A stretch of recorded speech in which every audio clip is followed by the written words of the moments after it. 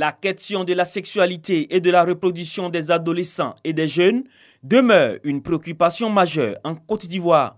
Cette jeunesse représente environ 20% de la population ivoirienne. Et pour trouver une solution à ces problèmes qui minent la jeunesse, l'Association ivoirienne pour le bien-être familial, AIBF, a initié dans la ville de Bondoukou une campagne de sensibilisation. L'objectif est d'échanger avec ces jeunes sur les questions de sexualité et de drogue à travers des activités didactiques et ludiques dénommées camps jeunes virtuels, d'éducation à la santé et à la vie saine. Nous avons réuni 50 jeunes, dont 2 tiers de filles, pour passer des congés dans un environnement sain. L'objectif, c'est renforcer leurs capacités en SSR, en planification familiale, et puis aussi voir avec eux les risques des VBG, violences basées sur le genre, pour les amener à avoir un comportement responsable. Ce camp, financé par le Fonds des Nations Unies pour la population, vise à outiller les jeunes sur la sexualité responsable en leur permettant de prendre des décisions éclairées en matière de sexualité et de vie. Je m'engage à sensibiliser tous mes camarades lorsque je serai à l'école. Nous avons vu les effets négatifs de l'alcool et la drogue sur la santé, sur l'éducation et sur la... Nous allons également sensibiliser ceux qui n'ont pas eu l'occasion d'être là pour qu'ensemble nous puissions évoluer. Cette campagne de sensibilisation et d'échange sur la sexualité, les IST ainsi que la drogue s'est déroulée également par visioconférence conjointement avec les jeunes des villes de Mans et de Bouaké. La prise en compte des femmes dans tous les domaines du projet de pôle agro-industriel de PAI Bélier devient un impératif. C'est tout le sens de cet atelier de formation à l'endroit des responsables en région qui agissent dans le projet.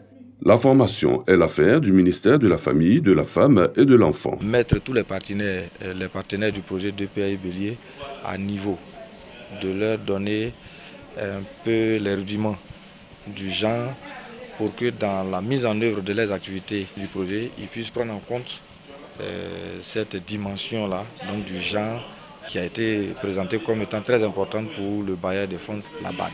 Comprendre le concept de genre et d'inégalité, comprendre les violences basées sur le genre, prendre en compte le genre dans la mise en œuvre du projet, définir les indicateurs au genre, seront autant d'aspects abordés au cours de la formation.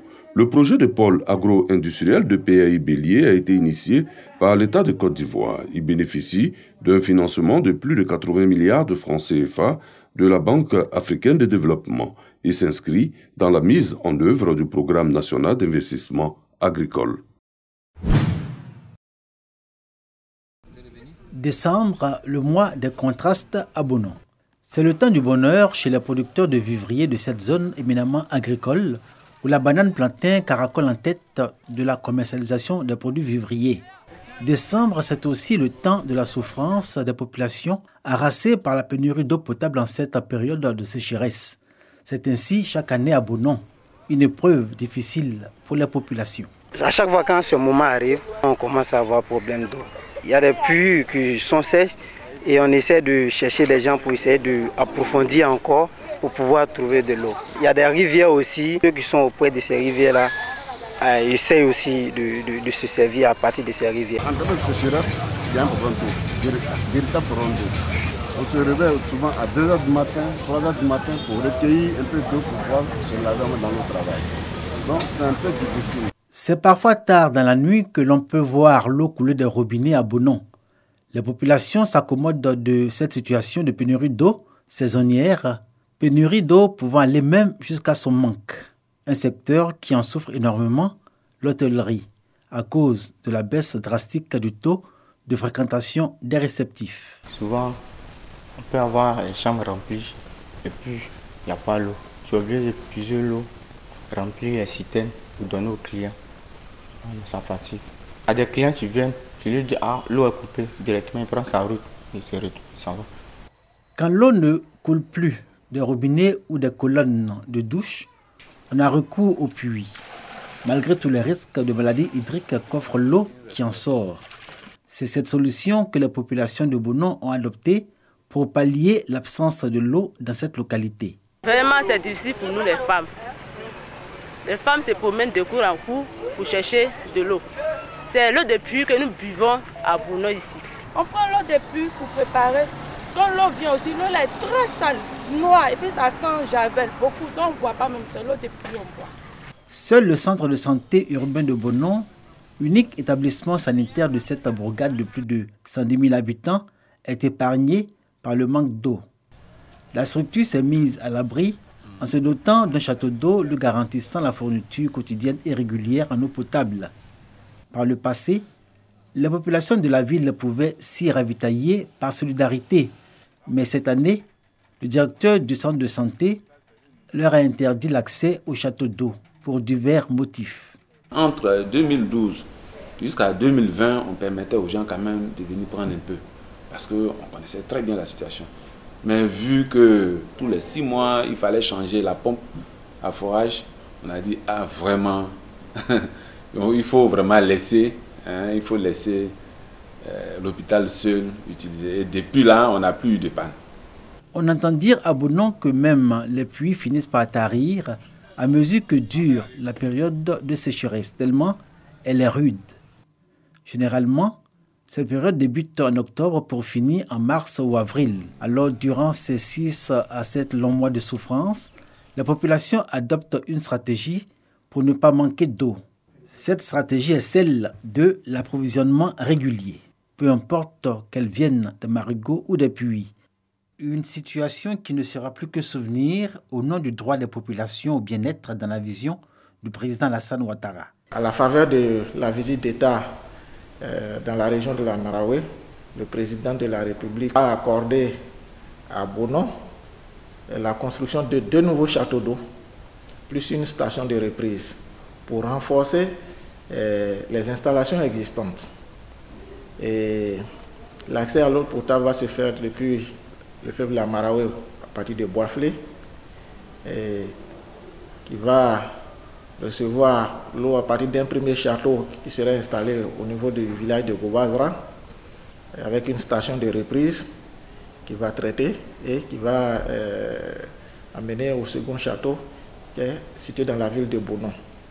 Dans presque toutes les habitations, jusqu'en divers lieux comme ici, à la sous-préfecture, on trouve des espèces d'énormes canaries. Ce sont d'immenses jarres faites de mélange de ciment et de sable qui ont fini par devenir au fil des années un élément indispensable, voire essentiel, dans l'approvisionnement des populations en eau. Les femmes commandent beaucoup, ensuite les maçons qui viennent commander beaucoup pour aller au chantier, pour aller travailler avec ça. C'est pas barrique, il y a une barrique, il y a 2 barriques, il y a même 3 barriques. Une barque là, on fait ça 15 000. Bon, les 2 barques là, on fait ça 30 000, 25 000. Les 3 barques là, on fait ça à 30 000. Déjà, l'ONEP a effectué plusieurs missions de reconnaissance des sites. Et les sites retenus ont été mis à disposition. Les questions administratives ont été résolues. Donc, nous n'attendons plus que le début des travaux pour que ce problème soit résolu entièrement. Les travaux de renforcement des ouvrages de desserte en eau potable de Bono sont attendus avec impatience par les populations. Elles espèrent que la qualité de l'eau distribuée sera meilleure que celle qui leur est servie actuellement. Assez rare sortie des robinets, une eau ocre et au goût rebutant a encore la population de cette localité, nouvellement érigée en chef-lieu de département dans la région de la Marawe.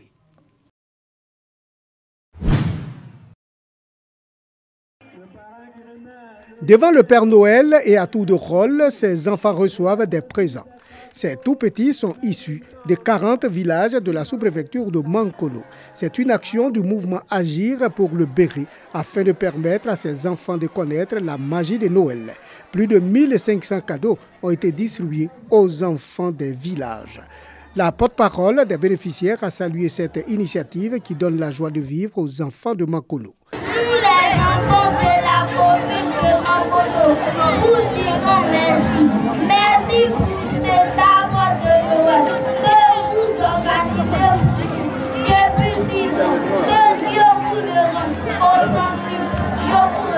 Le parrain de cet arbre de Noël, Sotigui Koulibaly, inscrit l'action dans le cadre des activités sociales du mouvement Agir pour le Béret. Sotigui Koulibaly a engagé les enfants à redoubler d'efforts à l'école, des enfants qui sont les artisans de la Côte d'Ivoire de demain. Nous sommes particulièrement heureux cette année avec plus de environ 1500 enfants d'environ 40 villages de la commune de la sous-préfecture de Mankono. Et en tant que cadre de la région, nous sommes extrêmement heureux de voir autant de joie sur le visage de ces enfants-là. L'arbre de Noël du mouvement Agir pour le Béret est à sa 6e édition.